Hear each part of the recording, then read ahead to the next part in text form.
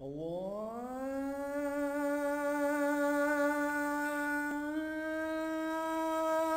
أكبر الله أكبر الله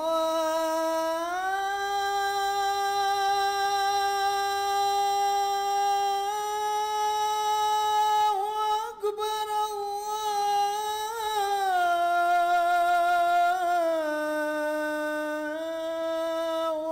أكبر.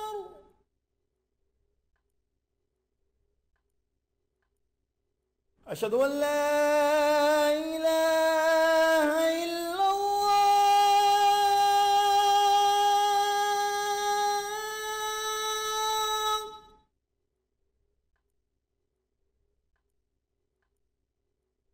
أشهد أن لا إله إلا الله.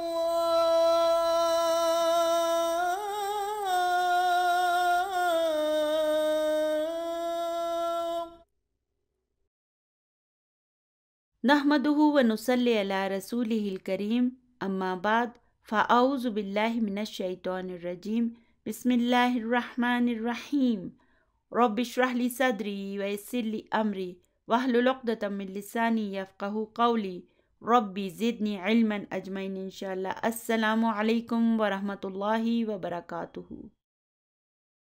اللہم یسر ولا تؤثر وتمم بالخیر. حرف جر اسم مجرور. بلند آواز میں جواب دیں. حرف جر اسم مجرور. حرف جر اسم مجرور. الحمدللہ الحمدللہ. آج ہم انشاءاللہ تعالیٰ نیو بک 2 کے سبق نمبر 11 کو شروع کریں گے. جو اسٹوڈنٹس اولڈ بکس استعمال کر رہے ہیں وہ اولڈ بک 1 کے 21ویں سبق کو کھول لیں. آج ہم جو سبق پڑھیں گے اس کا نام ہے الدرس الحادی عشرہ، یعنی کہ 11واں سبق. یہ سبق جو ہے یہ ایک مضمون کی صورت میں ہے، اور جیسے ہر مضمون کا ایک عنوان یعنی ٹائٹل ہوتا ہے تو اس کا بھی ایک ٹائٹل ہے، اور وہ کیا ہے؟ جی ہاں، مدرستی. اس کا ٹائٹل ہے مدرستی. اچھا، اس میں کتنے الفاظ ہیں؟ 2 الفاظ ہیں نا. جب ہم کہتے ہیں 2 الفاظ ہیں تو پھر اس کے لیے ضروری ہے کہ ہمیں ان کی پہچان بھی ہو کہ وہ کیا ہیں. مثال کے طور پر اس مدرستی میں دیکھیں، اس میں مدرسۃ مضاف ہے اور یا متکلم مضاف الیہ ہے، یعنی کہ یہ ایک الاضافہ ہے. اردو میں الاضافہ کو ہم کیا کہتے ہیں؟ مرکب اضافی. اور اس کے معنی کیا ہوں گے؟ اس کے معنی ہوں گے میرا اسکول، مائی اسکول. آپ کو یاد ہوگا کہ ہماری اس بک 2 کا جو پہلا سبق تھا نا وہ بھی اسی قسم کا تھا. وہ کیا تھا؟ بیتی. اور بک 1 میں وہ 11ویں نمبر پر آتا ہے. تو آپ کو یاد ہے کہ ہم نے اس میں کیا پڑھا تھا؟ ہم نے اس میں پڑھا تھا ھذا بیتی، بیتی امام المسجدی، بیتی جمیل فیہ حدیقۃ صغیرۃ. اب ہمیں یہ سارے جملے کتنے آسان لگ رہے ہیں نا، اس وقت کتنے مشکل لگ رہے تھے. بالکل اسی طرح سے آج کا ہمارا یہ سبق بھی ایک مضمون کی صورت میں ہے، لیکن دونوں میں کچھ فرق ہے. وہ یہ کہ اس میں کچھ مزید گرامر کے پوائنٹ شامل کیے گئے ہیں نا. اس سبق کے بعد بھی ابھی تک ہم نے جتنے گرامر کے پوائنٹس پڑھے ہیں نا وہ سب اس سبق میں شامل کر لیے گئے ہیں. تو یعنی کہ اس سبق میں اس کی نسبت زیادہ گرامر موجود ہے، جیسے کلو جمع مؤنث اور عربی اعداد، مثنیٰ، ممنوع من الصرف اور تمیز وغیرہ، یہ سب اس میں شامل ہیں. اس کے علاوہ اور پوائنٹس بھی آئیں گے اس میں. چلیے ابھی اس سبق کو شروع کرتے ہیں. حاضی مدرستی، حاضی مبتدا ہے اور مدرسۃ اس کی خبر ہے، وہو مضاف اور یا متکلم مضاف الیہ ہے. اب یہاں پہ ساتھ ساتھ نوٹ کرتے جائیں کہ دیکھیں مدرسۃ کے لیے حاضی آیا ہے نا، دونوں مؤنث واحد ہیں. یعنی کہ یہ میرا اسکول ہے. ہیا قریبتن من المسجدی.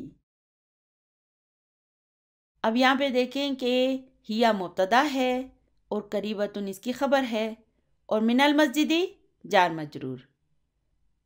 اور یہ دیکھیں کہ یہاں پر یہ قریبتن کیوں آیا ہے، قریبن کیوں نہیں آیا؟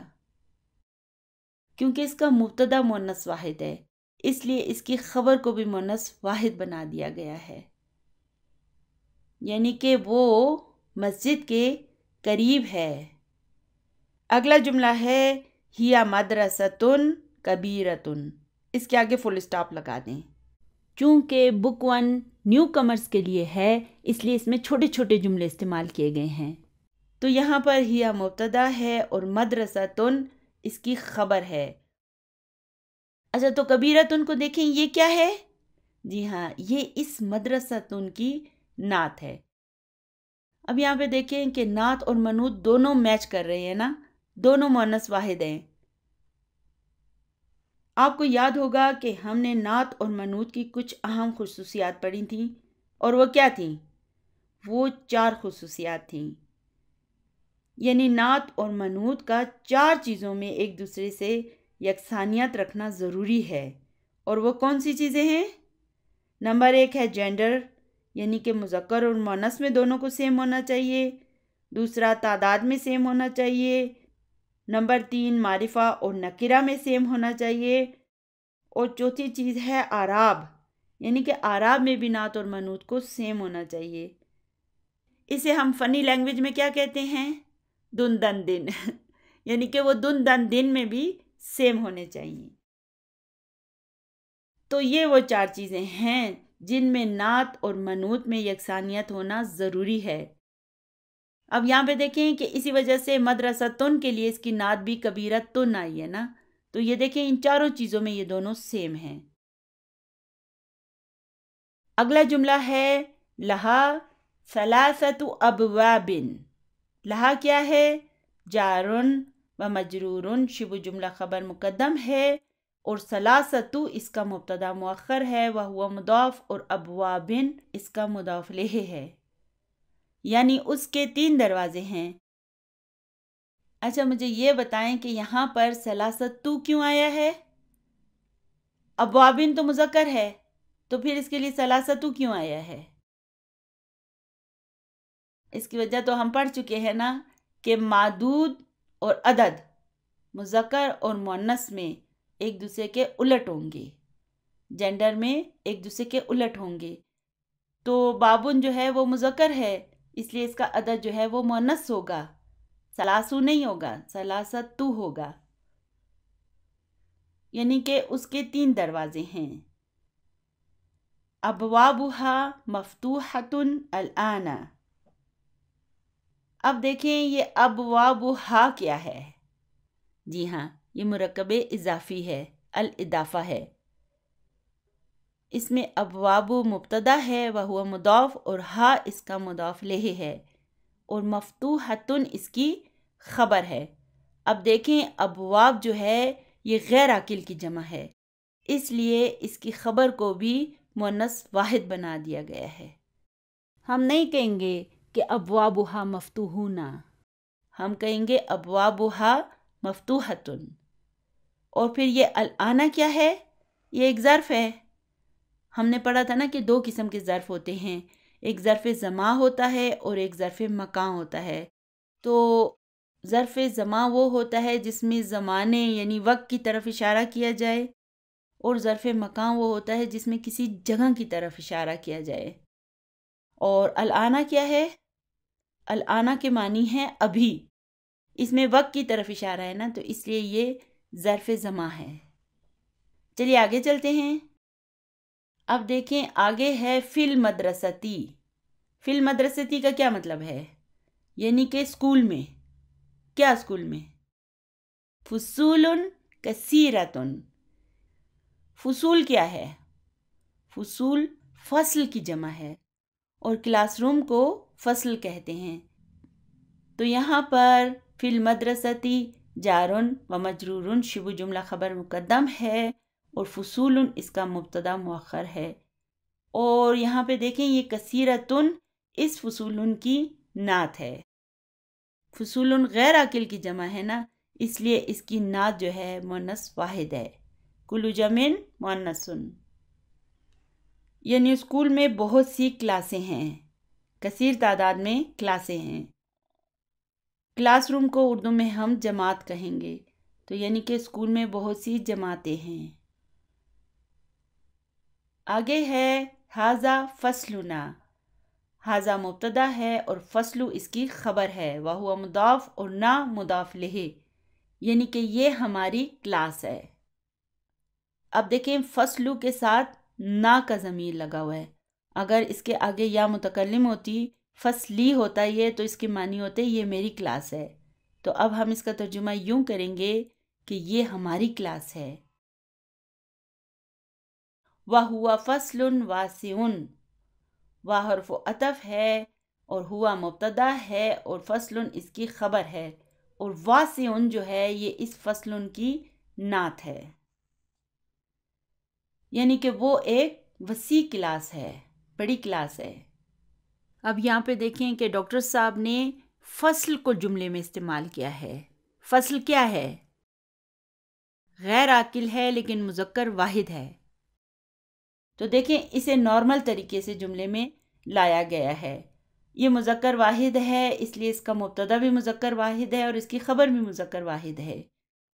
لیکن آپ یہاں پہ دیکھیں کہ فصول، فصل کی جو جمع ہے، غیر عاقل کی جو جمع ہے، اس کے لیے پھر اس کی نعت جو ہے وہ کثیرتن آئی ہے، جو کہ مؤنث واحد کے لیے آنی چاہیے. ٹھیک ہے نا؟ تو دیکھیں ڈاکٹر صاحب کتنے اچھے طریقے سے ہمیں اس کی پریکٹس کرا رہے ہیں. آگے ہے فیہ نافذتانی کبیرتانی. اب دیکھیں یہاں پہ ڈاکٹر صاحب مثنیٰ کو لے آئے ہیں. اب ہمیں مثنیٰ کی پریکٹس کرائی جا رہی ہے. فیہ کیا ہے؟ جارن و مجرورن، شبہ جملہ خبر مقدم ہے، اور نافذتانی اس کا مبتدا مؤخر ہے، اور کبیرتانی اس کی نعت ہے. لیکن ایک مسئلہ ہے، یہ جو مبتدا ہوتا ہے یہ تو مرفوع ہوتا ہے، تو کیا یہ نافذتانی مرفوع ہے؟ جی ہاں، یہ مرفوع ہے، اور اس کے مرفوع ہونے کی علامت اس کا یہ الف ہے. ٹھیک ہے؟ اسی طرح کبیرتانی میں یہ جو الف ہے نا، اس کے مرفوع ہونے کی علامت بھی یہی ہے. یعنی کہ اس میں دو بڑی کھڑکیاں ہیں. نافذہ کسے کہتے ہیں؟ کھڑکی کو کہتے ہیں. وفیہ مکاتب و کراسی. وہ حرف عطف ہے اور فیہ جارن و مجرورن، شبہ جملہ خبر مقدم ہے، اور مکاتب اس کا مبتدا مؤخر ہے، اور وا حرف عطف ہے، اور کراسی معطوف علی مکاتب ہے. اچھا، یہ مکاتب کیا ہے؟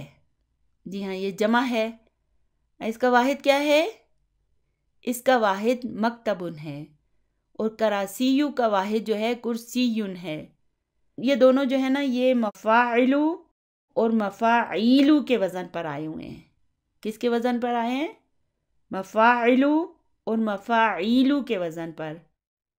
جمع مکسر بنانے کے لیے دونوں پیٹرن کثرت سے آتے ہیں نا، تو اس لیے ڈاکٹر صاحب نے انہیں یہاں پر استعمال کیا ہے. اب اس مکاتبو اور کراسیو پہ غور کریں. اس میں کیا خاص بات ہے؟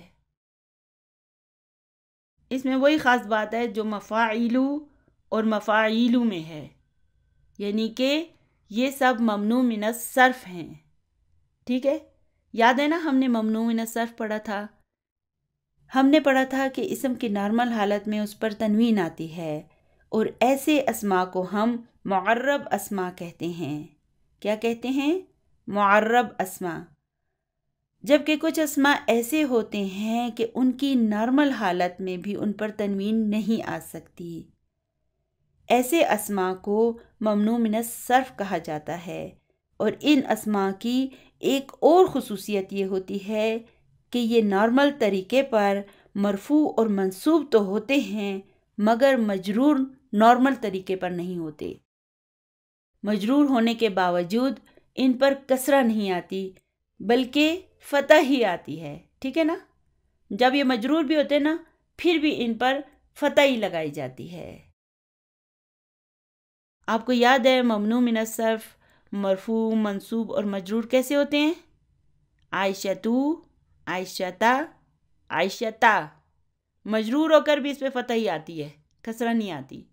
اسی طرح یہ ہو جائے گا مفاعلو، مفاعلہ، مفاعلہ، مفاعیلو، مفاعیلہ، مفاعیلہ، مکاتبو، مکاتبہ، مکاتبہ، کراسیو، کراسیہ، کراسیہ۔ ٹھیک ہے نا؟ اس طرح ممنوع من الصرف جو ہیں وہ مرفوع منصوب اور مجرور ہوتے ہیں۔ اور اسے ہم کیسے لکھیں گے؟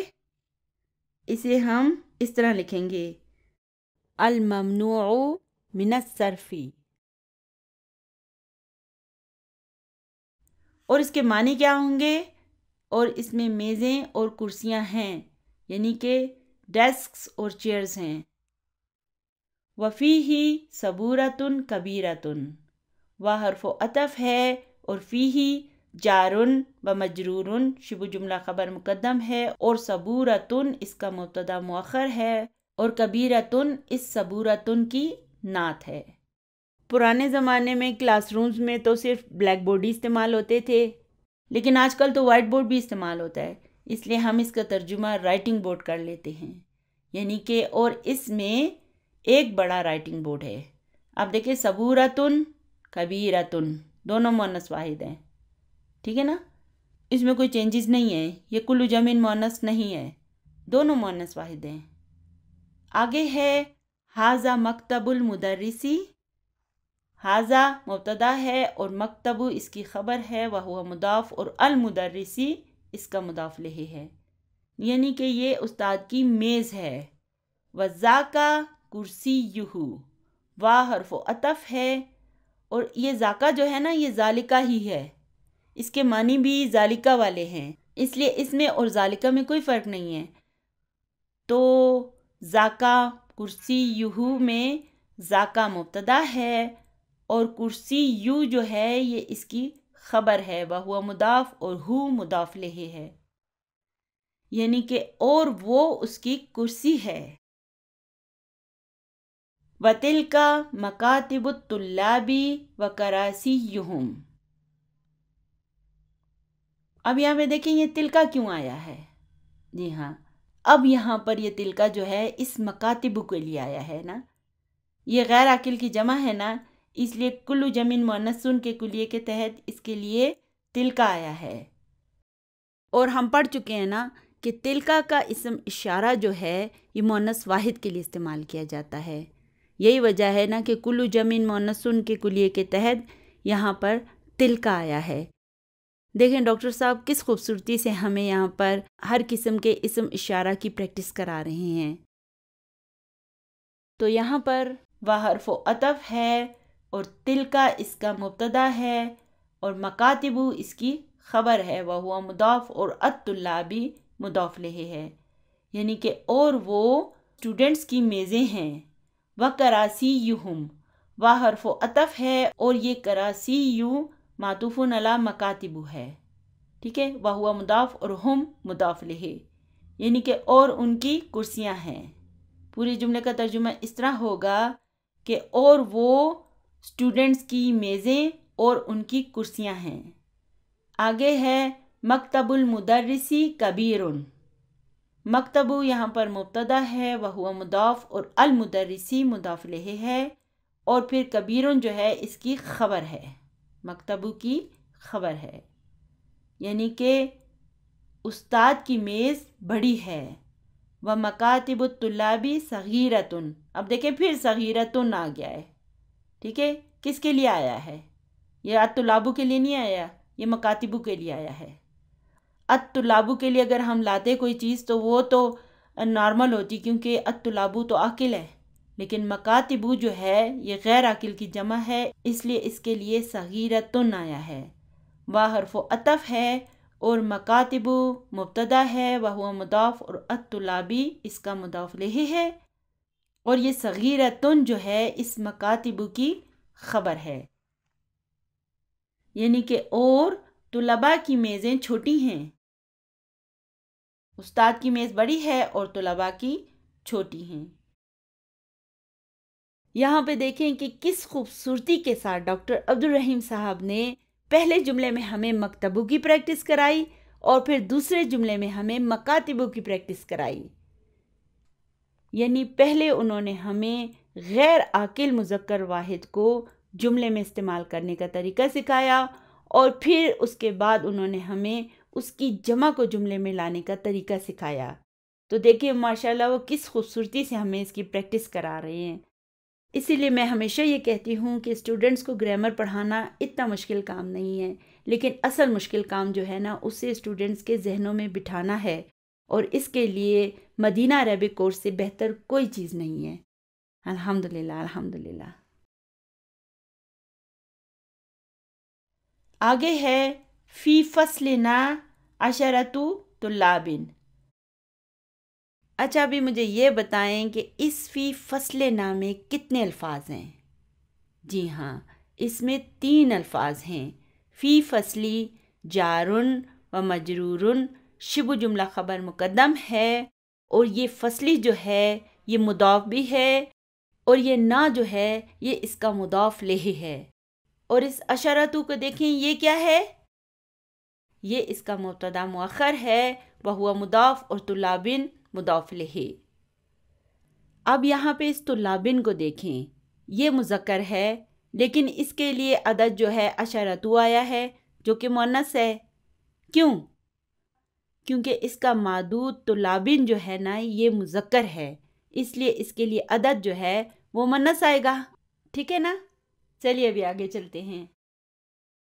آگے ہے وَهُمْ مِنْ بِلَادٍ مُخْتَلِفَةٍ۔ یہاں پہ دیکھیں وا کیا ہے؟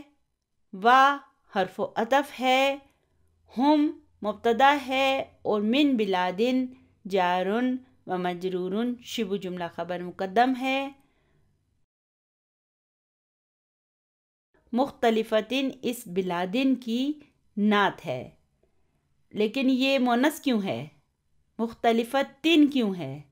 کیونکہ بلادن جو ہے وہ غیر عاقل کی جمع ہے، اس لیے کل جمع مؤنث، یعنی کہ وہ مختلف ممالک سے ہیں، یعنی ان کا تعلق مختلف ممالک سے ہے۔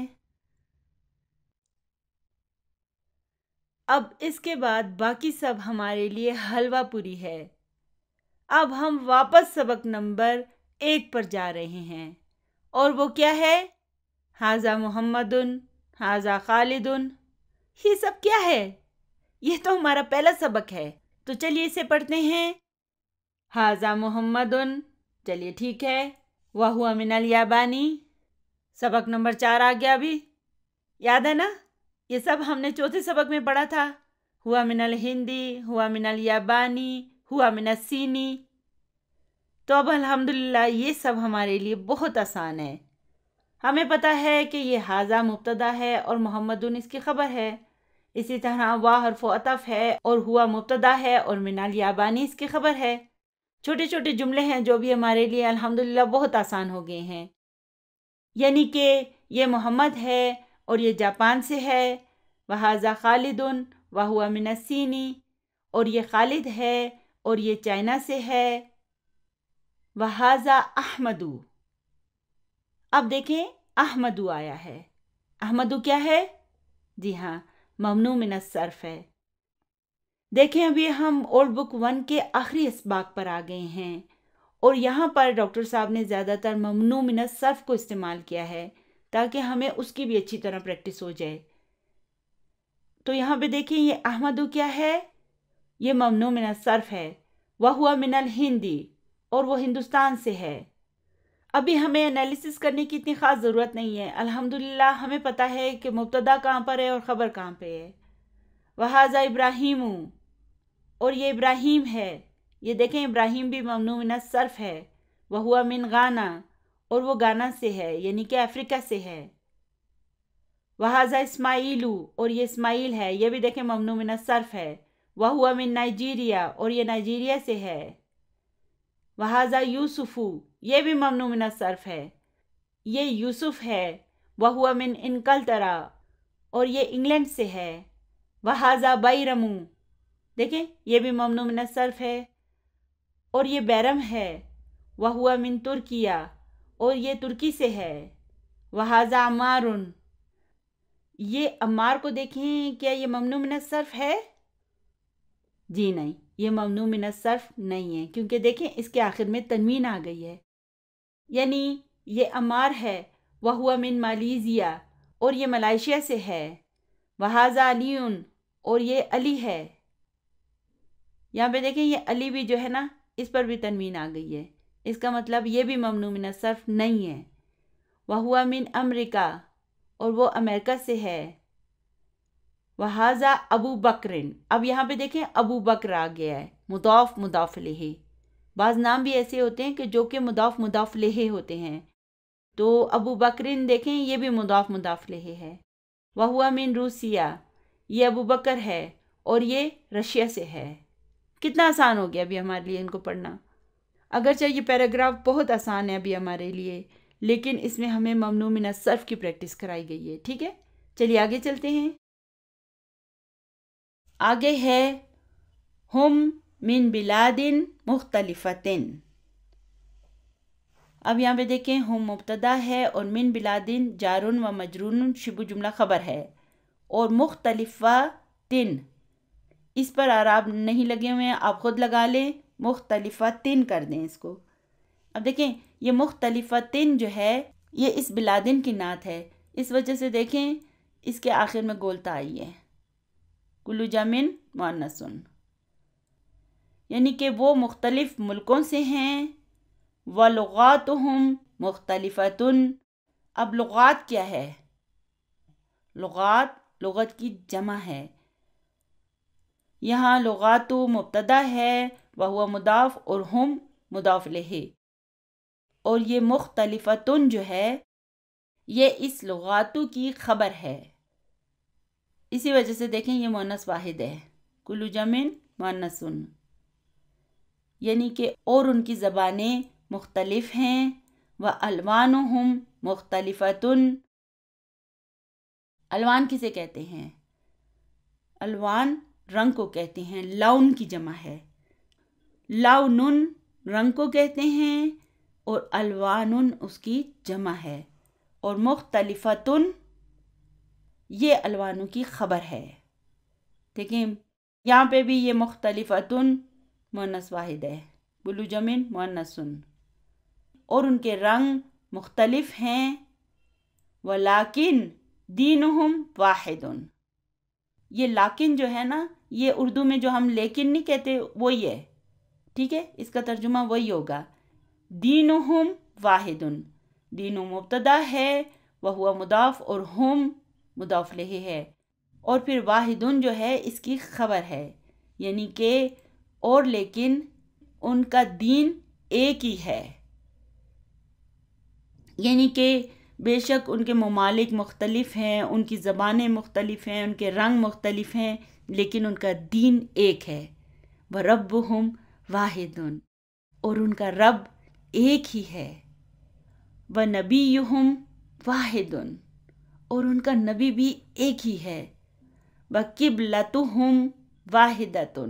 اب دیکھیں قبلتن جو ہے وہ مؤنث واحد ہے نا، اس لیے اس کے لیے واحدہ تن آیا ہے، باقی سب کے لیے واحدن واحدن آیا ہے، لیکن یہاں پہ واحدہ تن آیا ہے، اور ان کا قبلہ ایک ہے۔ اب آگے ہے ہم مسلمون، ہم مبتدا ہے اور مسلمون اس کی خبر ہے، کیا یہ مرفوع ہے؟ جی ہاں یہ مرفوع ہے، اور اس کے مرفوع ہونے کی علامت اس کا یہ واو ہے، اسے ہم نے بک 3 کے پہلے سبق میں پڑھنا ہے، یہ جو جمع مذکر سالم ہے نا، اسے تفصیل سے ہم بک 3 کے سبق نمبر 1 میں پڑھیں گے، وہاں پر جا کر ہم یہ پڑھیں گے کہ یہ کیسے مرفوع ہوتے ہیں، کیسے منصوب ہوتے ہیں، اور کیسے مجرور ہوتے ہیں۔ تو الحمدللہ ہم یہ سب پہلے سے کر چکے ہیں، اور جب ہم انشاءاللہ تعالی وہاں پر پہنچیں گے تو ہمارے لیے یہ سب بے حد آسان ہو چکا ہوگا، انشاءاللہ انشاءاللہ۔ یعنی کہ وہ مسلمان ہیں، والمسلمون اخوۃ، یہاں پہ دیکھیں مسلمون آیا ہے، یہ نکرہ ہے، خبر کے طور پر آیا نا، تو اس لیے یہ نکرہ ہے، لیکن یہی لفظ جب یہاں پر مبتدا کی صورت میں آیا ہے تو اس میں ال آ گیا ہے. اب یہ نکرہ نہیں ہے، معرفہ ہے. تو المسلمون مبتدا ہے اور اخوتن اس کی خبر ہے. اچھا مجھے بتائیں کہ کیا اخوتن مذکر ہے؟ جی ہاں، یہ گول تا کے آنے کے باوجود یہ مذکر ہے. اخن کی جمع اخوتن بھی ہوتی ہے اور اخوانن بھی ہوتی ہے. ٹھیک ہے، یہ دونوں اس کی جمع ہوتی ہے. اس کے علاوہ آپ کو یاد ہوگا ہم نے ایک لفظ پڑھا تھا فتن. فتن کی جمع بھی فتیتن ہوتی ہے. فتن بھی مذکر ہے اور فتیتن اس کی جمع ہے، یہ بھی مذکر ہے، لیکن اس کے باوجود اس کے آخر میں بھی گول تا آتی ہے. ٹھیک ہے، تو گول تا آنے کا یہ مطلب نہیں ہے کہ یہ مؤنث ہے. اگر کسی اسم کے آخر میں گول تا آ رہی ہے تو ضروری نہیں کہ وہ مؤنث ہی ہوگا، کیونکہ بہت سے ایسے مذکر اسماء بھی ہوتے ہیں کہ جب ان کی جمع تکسیر بنائی جاتی ہے تو ان کے آخر میں بھی گول تا آ جاتی ہے. اس لیے ہمیں پریشان ہونے کی ضرورت نہیں ہے. اخوتن جو ہے یہ مذکر ہی ہے اور مسلمون بھی مذکر ہے، جمع مذکر سالم ہے یہ. یعنی کہ اور مسلمان بھائی بھائی ہیں. اخوتن کیا ہے؟ اور مسلمان بھائی بھائی ہیں. اردو میں ہم اس کا ترجمہ اس طرح نہیں کرتے کہ اور مسلمان بھائی ہیں، ہم کہتے ہیں اور مسلمان بھائی بھائی ہیں. آگے ہے حاذا مدرسنا. حاذا مبتدا ہے اور مدرسو اس کی خبر ہے، وہ مضاف اور نہ مضاف الیہ ہے. یعنی کہ یہ ہمارے استاد ہیں. اسمہ الشیخ بلال. اسم مبتدا ہے، وہ مضاف اور ہو مضاف الیہ ہے. اور یہاں پر یہ الشیخ جو ہے یہ اس کی خبر ہے. اور بلالن کیا ہے؟ یہ بلالن اس الشیخ کا بدل ہے. جیسے ہم کہتے ہیں این اخوکا محمدن، تو یہاں پر محمدن اخو کا بدل ہے. اگر ہم کہیں این اخوکا تو جملہ مکمل ہے، یا اگر ہم یہ کہیں کہ این محمدن تو پھر بھی جملہ مکمل ہے. ٹھیک ہے، بدل کی یہی نشانی ہے کہ اس سے اگر جملے سے نکال دیا جائے تو پھر بھی جملہ مکمل ہوتا ہے، اور اگر جملے میں سے اس کے مبدل منہ کو نکال دیا جائے تو پھر بھی جملہ مکمل ہوتا ہے. تو یہاں پر بھی یہ بلالن جو ہے یہ اس الشیخ کا بدل ہے، یعنی کہ ان کا نام شیخ بلال ہے. وَهُوَ مِن سوریہ، وہ حرف عطف ہے، ہوا مبتدا ہے اور من سوریہ جارن و مجرورن شبہ جملہ خبر ہے، یعنی کہ اور وہ سیریا سے ہیں، یعنی کہ شام سے ہیں. وَهُوَ رَجُلٌ صَالِحٌ، وہ حرف عطف ہے، ہوا مبتدا ہے اور رجلن اس کی خبر ہے، اور صالحن اس رجلن کی نعت ہے، یعنی کہ اور وہ ایک نیک آدمی ہے. نحن نحبہ کثیرا. اس جملے کا ہم انالیسز نہیں کریں گے. ٹھیک ہے، اتنا یاد رکھیں کہ نحن مبتدا ہے اور نحبہ کثیرا ایک جملہ فعلیہ ہے. ٹھیک ہے، چونکہ ہم نے ابھی تک فعل کو نہیں پڑھا. اس نحبہ کا مطلب ہے ہم اس سے محبت کرتے ہیں. ٹھیک ہے، اس میں کتنے الفاظ ہیں اور وہ کون کون سے ہیں یہ بھی ہم نے نہیں پڑھا ہے. اس نحبہ کے آخر میں یہ ہو کیا ہے؟ آپ کو یاد ہوگا کہ ہم نے پڑھا تھا کہ جب ضمیر کسی اسم کے ساتھ جڑتا ہے تو ہمیں مضاف اور مضاف الیہ حاصل ہوتا ہے، اور پھر جب ضمیر کسی حرف جر سے جڑتا ہے تو ہمیں جار مجرور حاصل ہوتا ہے، اور پھر جب ضمیر کسی ظرف کے ساتھ جڑ جائے تو یہ ظرف اور مضاف الیہ کہلاتا ہے. اچھا، تو اب بتائیں کہ جب ضمیر کسی فعل کے ساتھ جڑتا ہے تو پھر ہمیں کیا حاصل ہوتا ہے؟ کیا کہا میں نے؟ کہ جب ضمیر کسی فعل کے ساتھ جڑے تو پھر ہمیں کیا حاصل ہوگا؟ تو پھر یہ ضمیر اس فعل کے لیے مفعول بہ کہلائے گا.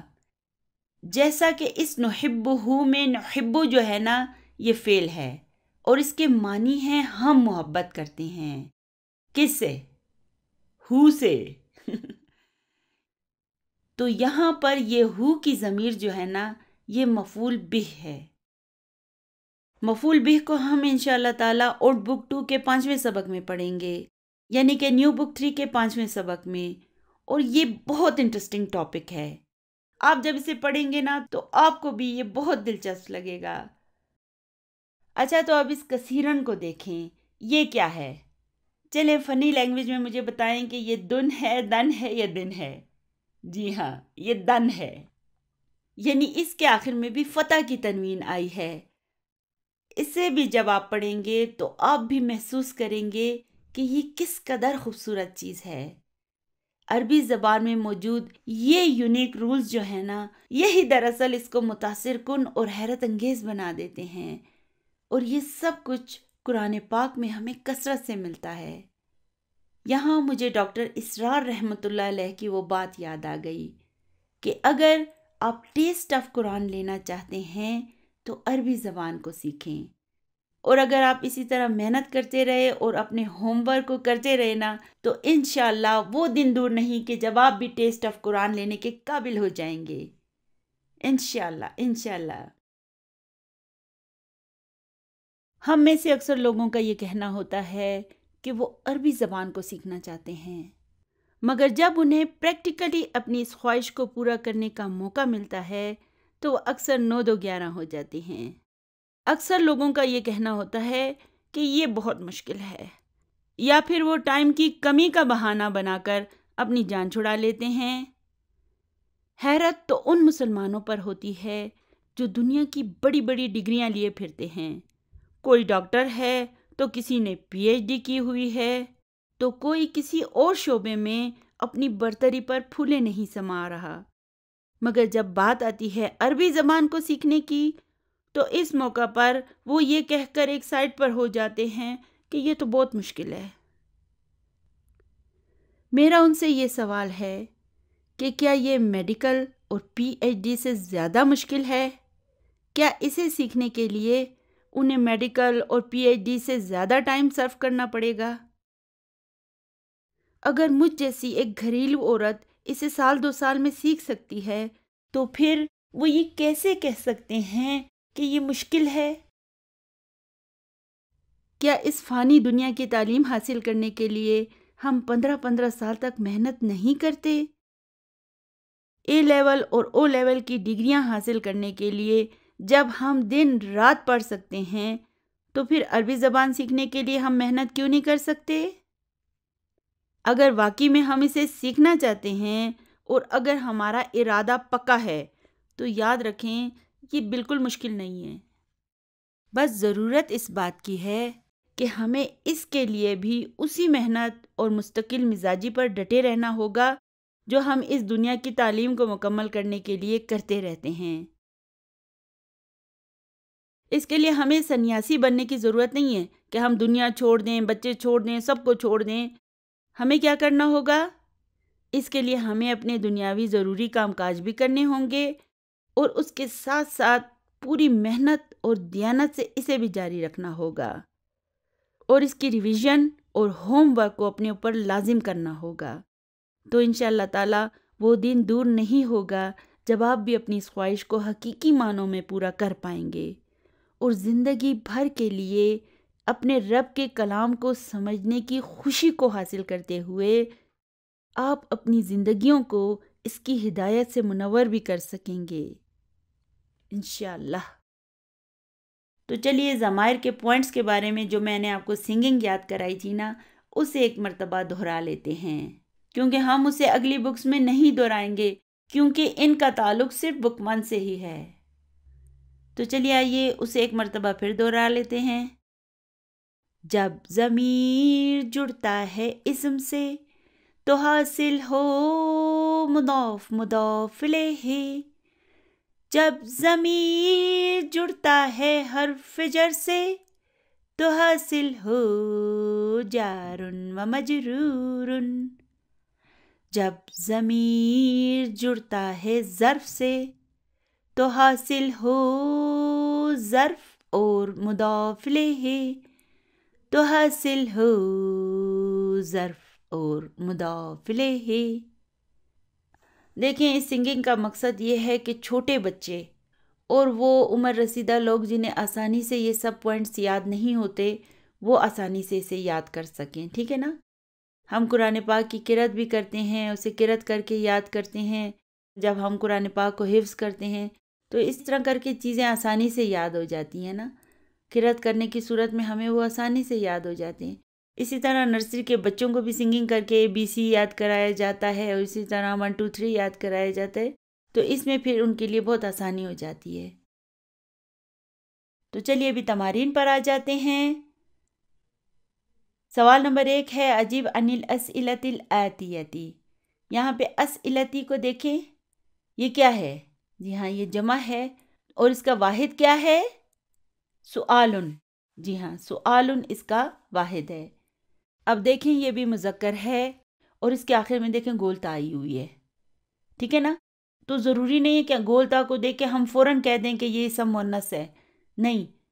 جمع تکسیر کے کچھ ایسے پیٹرن بھی موجود ہیں جن کے آخر میں گولتا آتی ہے نا، تو اس لیے بہتر ہوگا کہ جب آپ کسی اسم کی جمع کو دیکھیں نا تو پہلے سوچ لیں کہ اس کا واحد کیا ہے، مذکر ہے یا مؤنث ہے۔ واحد کو دیکھ کر ہمیں زیادہ اچھے طریقے سے پتہ چل جائے گا کہ یہ اسم مؤنث ہے یا مذکر۔ اجب عن الاسئلۃ الآتیۃ کا کیا مطلب ہے؟ یعنی کہ دیے گئے سوالوں کے جواب دیجئے۔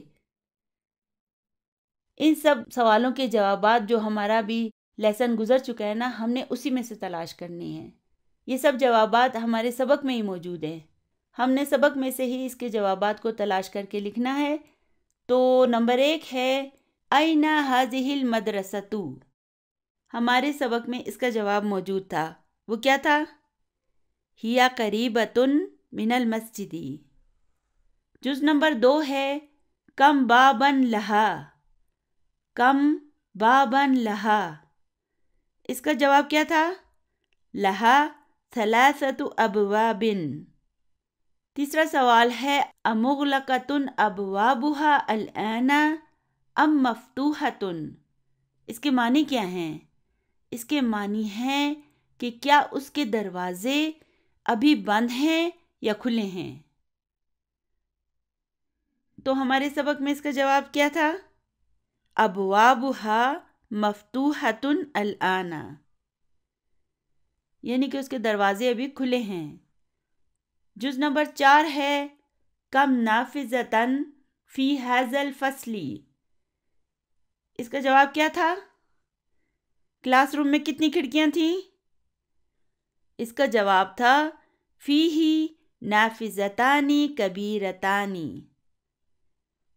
یا ہم یہ بھی کہہ سکتے ہیں کہ فی الفصل نافذتان کبیرتان۔ اگر آپ خالی نافذتان بھی کہیں نا تو یہ بھی انف ہوگا، اس سے بھی گزارا چل جائے گا، ٹھیک ہے؟ چلیے آگے چلتے ہیں۔ نمبر 5 ہے کم طالباً فی ھذا الفصل؟ کلاس میں کتنے اسٹوڈنٹس تھے؟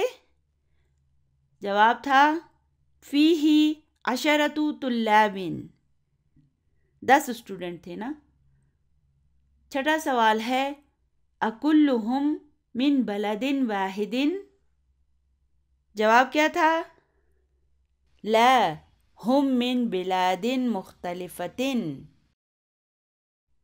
اچھا، نمبر 7 تھا من این ابو بکر؟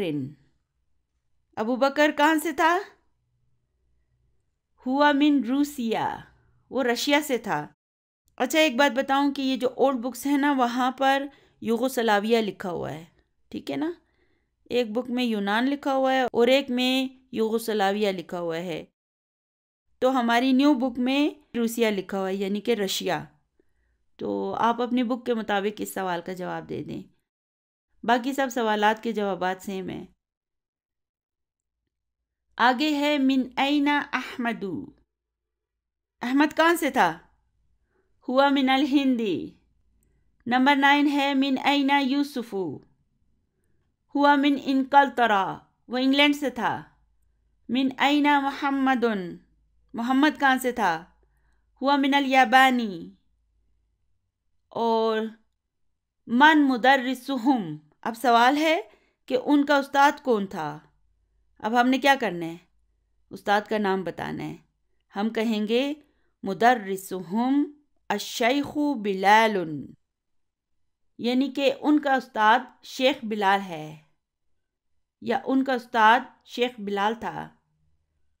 من این ہوا، وہ کہاں سے تھا؟ تو ہم کیا کہیں گے؟